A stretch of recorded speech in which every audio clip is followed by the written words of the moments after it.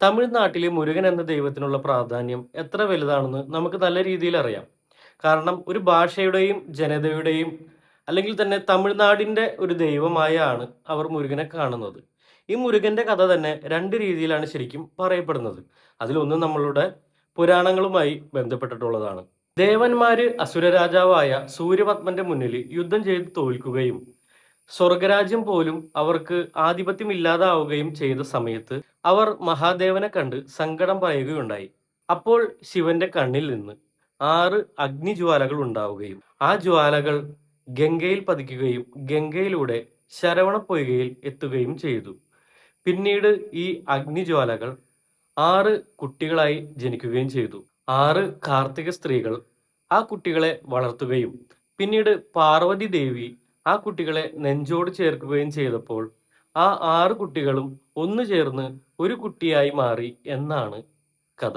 6 മുഖമുള്ള ആ കുട്ടിയാണ് പിന്നീട് അറുമുഖൻ അഥവാ മുരുകൻ എന്ന രീതിയിൽ അറിയപ്പെട്ടത്. കുറച്ചു വർഷങ്ങൾക്ക് ശേഷം മുരുകൻ ദേവസേനയുടെ സേനാധിപതിയായി മാറി.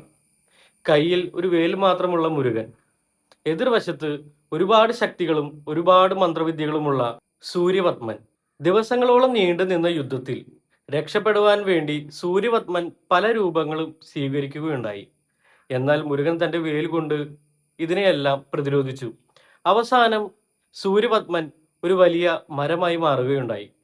വേലുകൊണ്ട് ഈ മരത്തെ 2 കഷ്ണമായി മുറിക്കുകയാണ് മുരുകൻ ചെയ്തത്. അതിലൊരു ഭാഗം പിന്നീട് മുരുകന്റെ വാഹനമായ മയിലായി മാറുകയും മറുഭാഗം ഒരു കോഴിയായി മാറുകയും പിന്നീട് അത് മുരുകന്റെ സേനയുടെ പതാകയിലെ ചിഹ്നമായി മാറുകയും ചെയ്തു എന്നാണ് പറയപ്പെടുന്നത്. ഇതാണ് പുരാണ കഥ. എന്നാൽ ഇതിനു പിന്നിൽ മറ്റൊരു ചരിത്രമുണ്ട്. ഇന്ന് നമ്മൾ കാണുന്ന ശിവപുത്രനായ മുരുകനെ ആരാധിക്കുന്നതിന് മുന്ന് തമിഴ്നാട്ടിൽ മറ്റൊരു മുരുകനെ അവർ ആരാധിച്ചിരുന്നു. 2000 വർഷങ്ങൾക്ക് മുന്ന് തമിഴ് ജനത മലകളുടെ രാജാവായ ഒരു വീരപുരുഷനെ ആരാധിച്ചിരുന്നു. സംഘസാഹിത്യത്തിൽ ആ ദൈവത്തെ മുരുകൻ എന്നാണ് വിളിച്ചിരുന്നത്. അദ്ദേഹം യുദ്ധത്തിന്റെയും ധൈര്യത്തിന്റെയും യുവത്വത്തിന്റെയും മലകളുടെയും ദൈവമായിരുന്നു.